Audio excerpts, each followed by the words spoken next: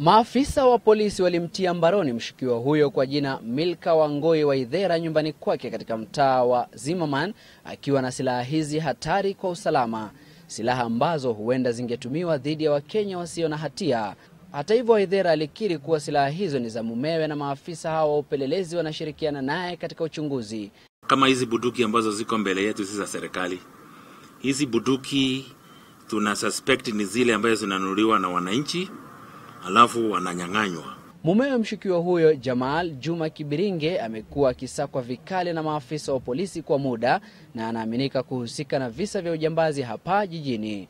Kibiringe anaaminika kuhusika na wizi wa benki ya Barclays katika mtaa wa Eastleigh ambapo zaidi ya shilingi milioni 50 ziliibiwa.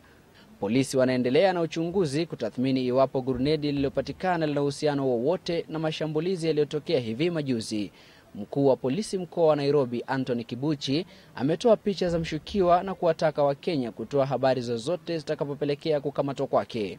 This is one of the most wanted criminals we want in Kenya because he's committing crimes with others here in Nairobi, Mombasa and all those towns.